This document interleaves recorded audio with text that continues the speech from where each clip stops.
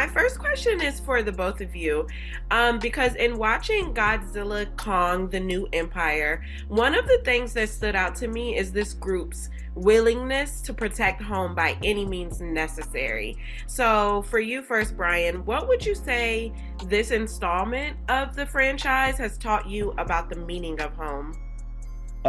Sometimes you should stay your ass at home, is what I learned in this one, because Bernie really thought that he would get a deeper understanding of like Hollow Earth and the Titans. And if you look at him throughout the movie, he spends most of the movie regretting the decision to go down there, screaming. I think I said, "Oh my God," at least 79 times within the first hour.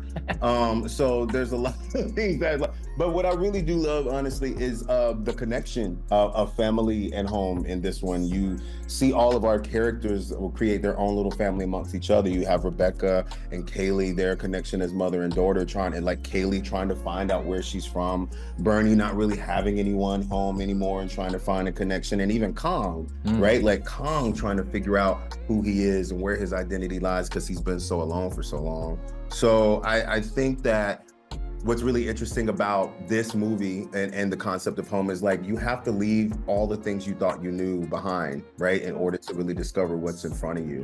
And it's very interesting that we see both of these characters, mostly Kong. Godzilla's like, I don't really need to fuck with anybody, but but mostly Kong, you see him really trying to figure out where his identity lies when it comes to family and what home means. I think that's the biggest thing that I learned after I did it. I was like, oh, everyone is in search of home in some kind of way. And home involves others. It involves connection. Me and Dan found home in each other. You know what I mean? It's usually in the unlikeliest of places, honestly. For sure. I love that. I think Trapper, the thing I loved about Trapper is that he's got this sort of wonderful world philosophy that this planet is our home. It's not just like one specific location behind a fence somewhere. It's kind of like, it's universal, and like wherever we go, even if it's Hollow Earth, that's our responsibility. It's our responsibility to look after it. And home can be everywhere, yeah, with anyone. Yeah, I love that. I think that's a great answer. Really good stuff. And for you, Brian, how would you say that we really get to see Bernie grow in this installment as far as like fighting the monsters and having more confidence in himself and who he is as a person? Look, what's interesting is that they call Bernie a conspiracy theorist, and I was like, but he's not really a conspiracy theorist when he's always right. Like at the end of the day, he's right. When you play a character like this, it's very easy to lose him and him being, like the fop and not really like having any kind of anchor to humanity. But on this one, what I really wanted with Bernie was that this man really did lose a lot of things. There's a scene between you and I where I'm filming the villagers and I'm like, you don't know what it's like that I did all this and no one really seems to want to give me any credit or nobody sees me, because Bernie just feels like he's never been seen. And I think that by him chasing or following this, not an obsession, but this curiosity about how these two titans could actually save the world rather than looking at them as people who destroy it or things that destroy it, it helps him kind of find a sense of his belonging. Because I think that that's all Bernie wanted, was to belong and to truly like feel like he belongs to something and is doing something and leaving his mark on the world. But also at the same time, he's about that clout. Like, let's be really honest, okay? Like he wants the followers, he wants the documentary, he wants the riches that come with it, and he feels deserved. I think he deserves it too. So that was fun to just try to figure out what his place was in the pantheon that is the Titan world.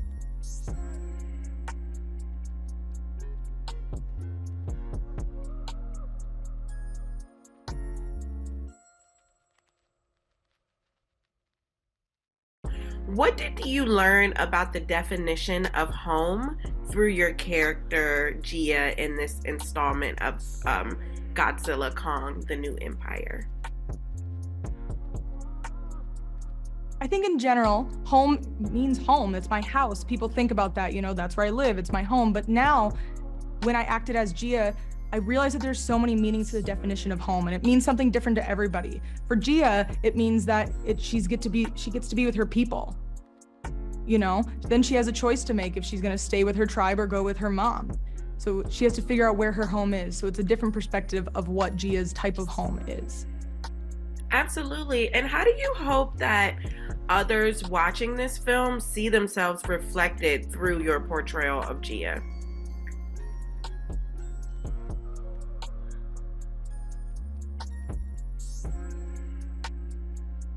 I think from my personal experience, Gia's personal experience, she has a lot of adults and people that she hangs out with. So it's a different development that she has in this movie, and I think people will see themselves in that. Absolutely. And then just going back to that topic of family, how would you say this character arc for Gia in this film showcases the importance of knowing where you come from? Because we see her kind of blossom and like become, more open and take more of a lead and a charge. And I think a lot of that results from her being able to go back to where she came from. Would you agree to that?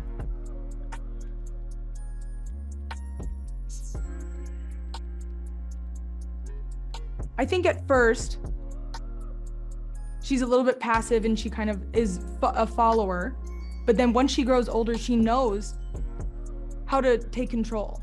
And she says, no, I have to go and find this journey. And she gets more aggressive and she wants to go. She doesn't let it go. So she wants to find herself. And she actually ends up saving the world. So I think that she had to do it. And when the Iwi tribe called onto her, she had to answer the call. Yeah, and then just speaking of answering that call, talk to me a little bit about the representation that you hope Gia has for those watching.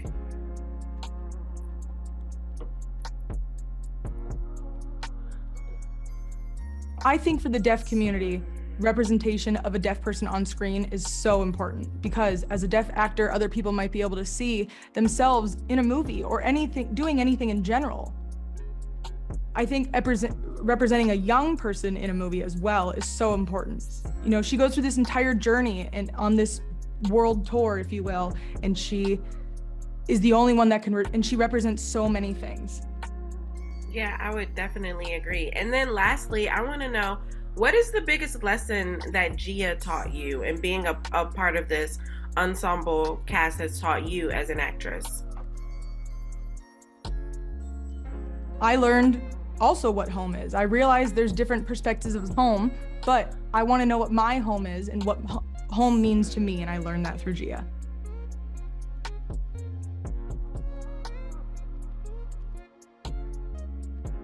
Can you talk to me a little bit about how we are going to see this ensemble cast grapple with the concept of protecting home by any means necessary in Godzilla Kong, the New Empire? Well, I think the way that we're going to do that is we're going to not just do it through one storyline or the other. We have two kind of concurrent storylines in the movie. We got the human story led by Gia, and you have Kong, who's on his own journey. And what's cool about that is that both of them are kind of on mirror expeditions and going through thematically a similar kind of evolution of character as they explore Hollow Earth. And both of them start in the same place. They're both lonely. They both feel disconnected from the world around them. And this movie is about their journeys, which occasionally intersect as they explore that. And yeah. Yeah, and I'm so happy that you brought up Gia because I really wanted to talk a little bit about her because I thought it was just so interesting and cool how there's like this theme around Gia's kind of spiritual gifts, if you will, and how she's able to really blossom when she gets a better idea of where she comes from. How do you hope those watching will be able to see themselves reflected in that storyline? Yeah, well, I think you kind of said it right there. I think that we can all relate to, at one time or another, feeling disconnected from the world around us or feeling lonely. And I like that this movie, can play to that and give comfort to that. And, it's one thing if we were trying to tell that type of story in an indie film, you know, like about like a small town kid, you know, who's lonely, like that's one thing. But it's fun to be able to tell that same type of story on a 300-foot monster scale, you know, and everything Gia goes through is on such a grand scale. But at the heart of it, her journey is still this, you know, personal one that we can all relate to. And I think that's really important on a big movie like this, is that no matter how big and crazy it gets, you know, you never forget that, you know, the heart of the movie, the emotional journey is small, and it needs to be intimate for the audience. Yeah, I definitely agree. And speaking of the new empire, let's talk a little bit about what that new empire looks like. What is like one thing or one nugget that you can share with us, just that for viewers watching, that makes this film unlike the others in the franchise? Yeah, well, I mean, this is a movie that's really about discovery in a lot of ways. Like, we're gonna find and we're gonna go to places you've never been, and we're gonna see things you've never seen before. And the new empire itself could really be a reference to, again, Gia's story or Kong's story, because they're both kind of discovering these new empires within the Hollow Earth itself. And I think by the end of the movie, you could even say that the new empire has a different meaning as well. So yeah. Yeah. And then just lastly here, what is one key takeaway that you hope viewers have after watching this film that will make you feel like you guys accomplished everything that you set out to do? Oh man, you know, I just want people to have a fucking good time. I mean, you know, I made this movie for the inner 10-year-old in me. You know, whenever, you know, I first started getting inspired and enjoying monster films when I was a kid, I felt like I was always kind of making mental notes, like, you know, don't forget, you know, if you ever get a chance to make one of these when you grow up, you know, like, you got to get this in there, you got to get that in there. And so even my approach, you know, by making the film very much kind of like from the monster's point of view, that was something that, you know, was really inspired from the very beginning of, you know, whenever I was a kid. So, you know, that's what I hope for. I hope that like kids feel like adults watching it and adults feel like kids. You know, that's like really the main goal I have, because it's for everybody. But you know, there's something about it that really speaks to the inner child, at least in me. So I love that. That is so beautiful. Well, congratulations on an amazing film, and thank you. Thank you very much. Appreciate it.